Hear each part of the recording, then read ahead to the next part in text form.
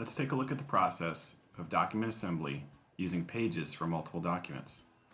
So here we have a document open in Power PDF. We'll go to the Document Assembly tab and then select Page Assembly. From there, we can select another PDF, and we've got that PDF open as thumbnails as well. So in this case, we could just select one page to drag over and add.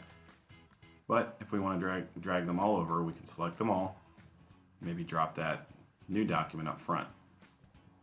Now we can close the Page Assembly window, close the Document Assembly window. As you can see, we now have those two documents together as one, and we can save it. It's just that easy.